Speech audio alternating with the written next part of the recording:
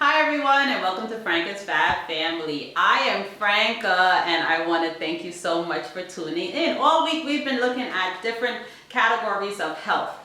We looked at psychological health. That is how you get a child to think about themselves. What do they think about themselves in their brain? What do they say about themselves? And just to recap, we looked at, positive affirmations, some supportive ways to get your child to really explain what they think about themselves. Have them write a list. Who are you? Explain to me in a list form who you are as a person. What are your characteristics? How do you define yourself? So that way, when the child is out of alignment with this ideal person of who they believe themselves to be, you can quickly encourage them to remember, you said that you were honest. Honest people don't lie. You said that you were trustworthy. Trustworthy people don't steal. Things like that. So you help guide your children back to being grounded with who they think that they are, what they think of themselves. But today we're going to look at emotional health. Emotional health is so critical, and we are learning more and more and more that emotional intelligence and emotional health, if developed in early childhood, would really help you stabilize yourself in adulthood. I saw a video the other day where a mom said, I really didn't want to tell my son, you stop crying, boys don't cry. I have 3 boys. I have 3 boys. So I know for me, I never wanted to see my sons crying and whining and things like that. I don't want to see my daughter crying and whining and things like that. So I've always tried to get them to understand and explain to themselves, how are you feeling? Emotional health, good emotional health, is being able to express your emotions and control your emotions in a safe and in a happy, positive way. Bad traits of bad emotional health is you're depressed, you're sad, you're anxious, you're worried all the time, you're critical, things like that. Children displays these type of behaviors. How do your child respond when they are corrected? Do they throw stuff? Do they stomp up the stairs? Are they angry for long periods of time? I remember one lady said to me, her daughter will be angry for days. Not in my house. You are not allowed to keep that anger. You are quickly allowed to assess, how am I feeling and why am I feeling the way I'm feeling? Because children need to develop and understand that their feelings matter. Think about it. If a child just was corrected and I'm so annoyed, why she has to be telling me something, or why he has to be telling me something, things like that.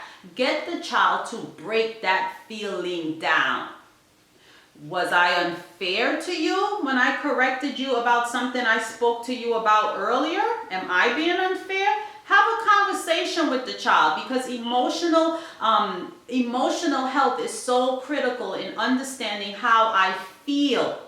Your emotions is what moves you. Psychological health grounds you. It tells me who I am as a person, what makes me this person, how do I think about myself. But emotional health is what helps you to feel what you feel. If you say, for example, in psychological health, you're stupid, you're dumb, you're like this bad person, how would you feel about yourself? You are more than likely going to have low self-esteem, you're going to have low self-worth, you are going to express your skills and your talent, you're not going to, in a very negative way. So if we help our children develop positive emotions, see their feelings as your feelings are valid. When your feelings stir up in you, many times we don't control our feelings. We control the reaction of our feelings. Our feelings sometimes come upon us on their own. So I spoke to you about the negative feelings. Let's look at positive feelings. I'm happy, I'm joyful, I have secure relationships with other people, I have boundaries, I'm normally optimistic. The other day, a couple weeks ago, Gabriel learned the word optimistic. So he came home and he was like, Mommy, I'm going to be an optimistic person, not a pessimistic person. So I had him explain to me what those 2 words means. And an optimistic person is a person that tends to look at things on the brighter side of things. He said, an optimistic person would always see the glass as half full. I have a little bit of juice in it, so I'm happy. And a pessimistic person will say, oh, I only have a half a glass of juice. My glass is half empty. It's how you look at life, how you see yourself. So when you help your children to develop positive emotions within themselves and identify when negative emotions arise within themselves. The thing is, I always say, anger is not necessarily a negative emotion. Rage is not necessarily a negative emotion. It's an emotion that can only and should only be used at the appropriate time.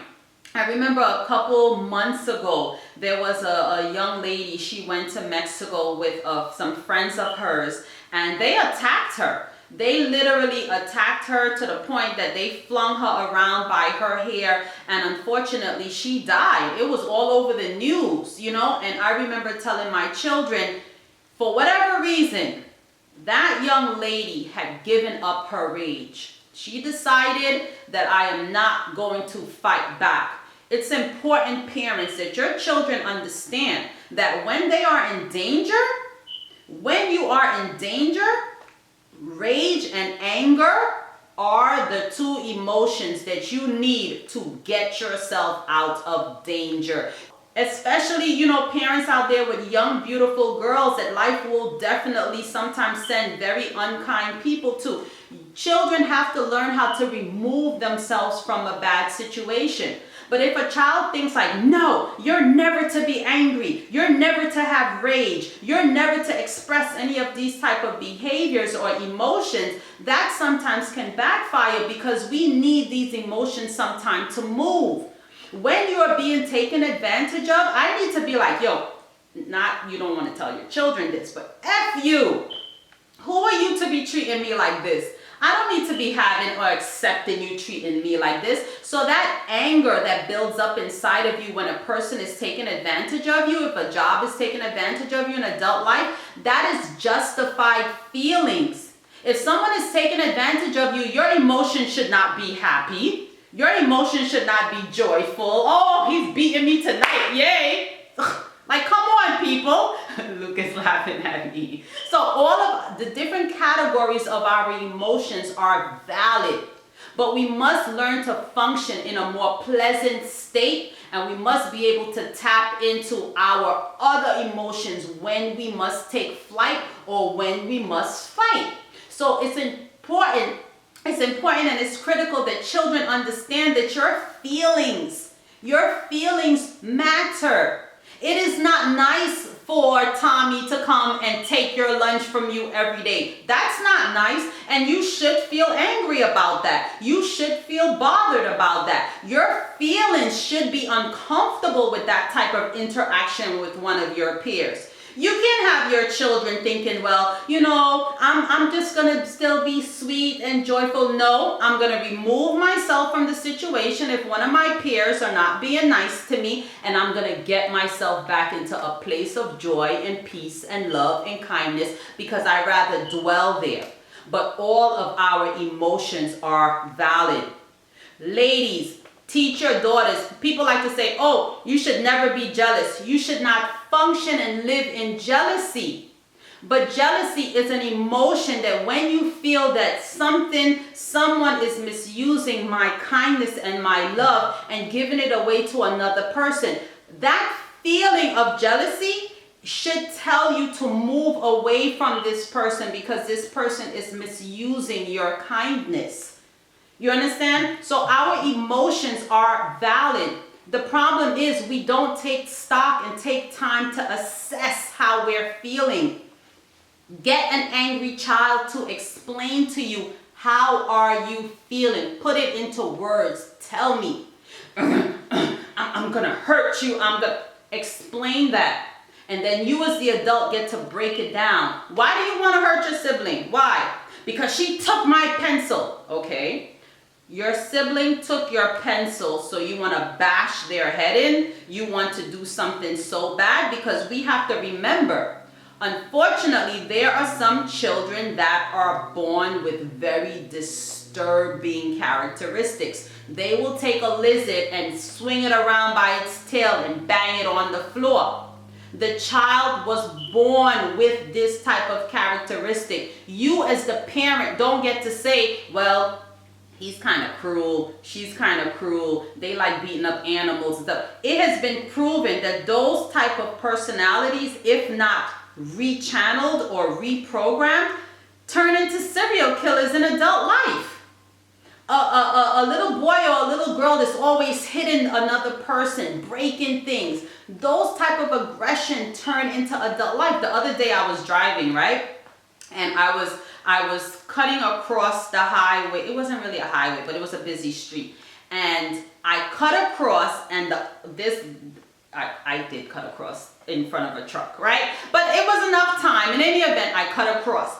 And the man, he was like, yo! And before he even started cursing and carrying on, I turned to him and I said, please, please, I'm so sorry. Please, please. That instantly calmed him down. And he was like, go, go, go, go. And the reason why I was able to do that is because I knew I was wrong. I was wrong. I was waiting there so long that I was ready to get in the other lane that I pushed myself out. He was not ready for that. Road rage is a real thing. But again, I keep saying, when our emotions are not checked or not taken into consideration in young adulthood, you turn into these like ravaging adults. So yes, when a person does behave incorrectly in your presence or make a mistake in adult life, you want to just run them over. Another example of that, I remember one, I was in New York at the time, this lady's husband, this guy cut him off, right? So he drove up quickly and he cut the guy off. The guy ran into the back of his car and drove off. He drove up quickly and ran the front of his car into the back of that guy's car. Really, people? So now not only do both of you have the front and the back of your car broken down, your insurance is up, more than likely somebody might get arrested. You have just cost yourself a bunch of money because of your rage. If someone cuts you off, let them go. Let them go. I have been in vehicles with adults and someone cut me off, and I remember this person saying, oh, you should have hit me. You should have just hit me. I wish you would have hit me. And I remember sitting in the car like, no, we don't want them to hit us. We won't get to where we're going. Your insurance is going to go up. Your car will be damaged. Like all kind of like negativity is going to happen. They cut you off, they did not hit you, let them go. We must be able to control our emotions, but I am finding if you were not taught in childhood, and I am victim to that, if you really were not taught. I remember as a young girl walking around, people used to be like, why are you so mad? Why you look so mad? And days I wasn't even mad. I'm like, I'm not even mad, but it's what is coming out of you. And when you learn to control your emotions, you really find that there is such a pleasantness in life. The grass is greener, the sky is bluer, water even tastes better. You take time to really just enjoy life. Colors become more vibrant. When I'm in the stores and like people actually talk to me a lot more now. They'll say anything. Like anything. People will just talk to me about anything. And even my children have noticed that because my mood has changed, life is dealing with me differently. Prior to yesterday's conversation, when I was talking about psychological health, and I said, when your children are going through any difficult time, and they're not in your presence, tell your kids, tell them to call mommy. Luke said to me at the end of the show, mommy, what about call daddy? And I said, I will remind the people about that. Call your parents. Tell the teacher, tell whoever, call my mother, call my father. Call them, call the person, let your children know you are that person that will come to their aid. If your children is having a full-blown breakdown at school, for whatever reason, first of all, go and get your children. Do not let your children sit there at school and emotionally suffer, but you must help the child develop and graduate from that. Children that are more pampered, when I say pampered, I mean that they really don't work for things, that they are really cared for extremely well at home. That means that they are pampered, they're nurtured in a slightly unhealthy way. When I say pampered, they get what they didn't work for or what they didn't earn.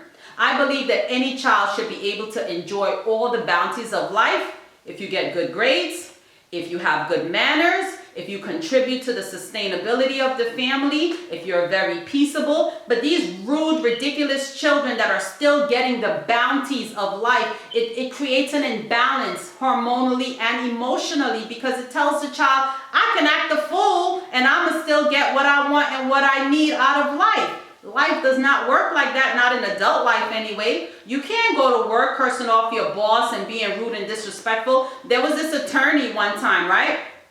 There was this attorney, and 6 foot big guy, and unfortunately some documents that he was expecting did not come as it should have come. And do you understand that in the middle of the street, this guy threw the papers down and had a full-blown jumping up and down tantrum? This is an attorney, 6 feet tall, and because documents that he could not control did not arrive as expected, had a full-blown 2-year-old emotional breakdown and tantrum. This should not be.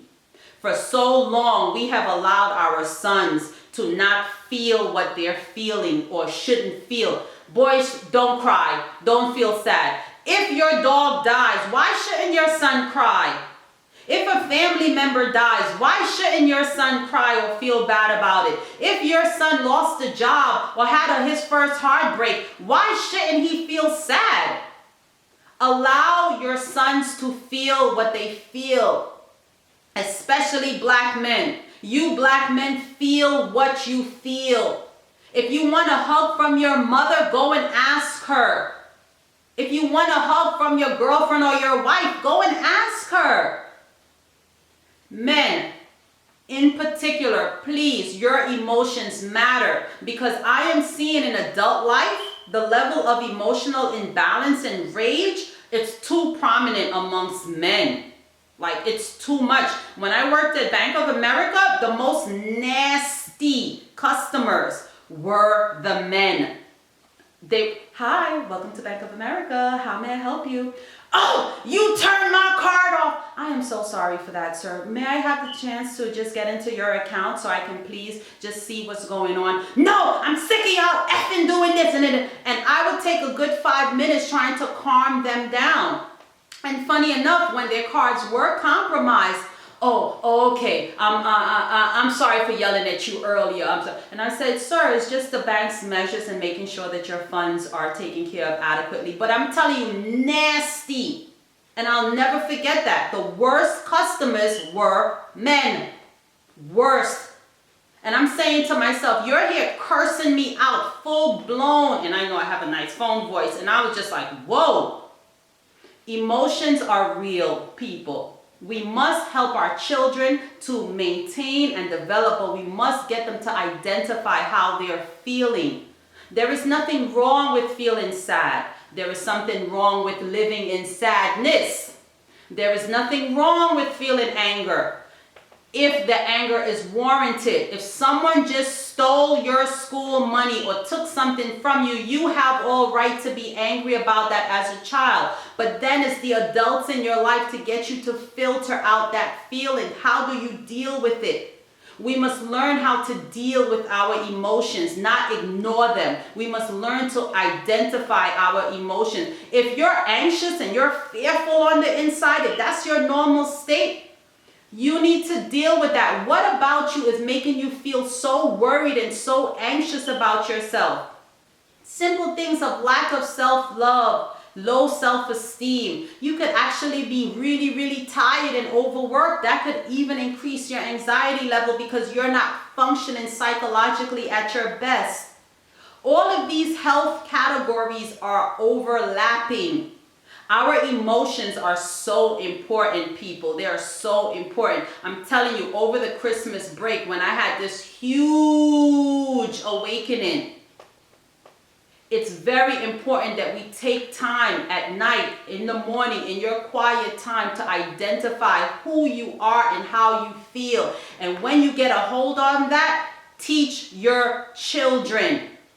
Your children should not have to work on developing an understanding for their own emotions in adult life. You've already lived through all of that. You are walking through all of that. A pleasant person is always way more approachable than an aggravated, contentious person. Sometimes if a person is really pushing you and you gotta listen, I'm the wrong person to mess with. Sometimes you got to give people that to let them know I am the wrong person to mess with. You will be sorry. But that's not the state that you want to walk around in all the time. Teach your children. People, really and truly, our emotional state will help us to understand how we feel within our bodies, within the world in which we live. So, everyone, again, really and truly, teach your children about their emotional state. Help them to explain to you. When they're very, very happy, have them explain to you why. When a child is bouncing up around the house, oh, I'm so happy. Why are you happy? Let them explain. Communication is so important. Even get them to understand what makes you happy, what makes you sad, what makes you depressed, what encourages you. Help your children to develop their different areas of health. And emotional health is critical. Help them to understand their emotional intelligence. Again, emotional intelligence is self-awareness, self-management, social awareness, and relationship management. Help your children develop these things, right? So tomorrow we are going to look at physical health. Physical health. Are you active? Are your children active? Are they eating the proper foods and things that they need to help their bodies and their mind and their organs and everything develop strong?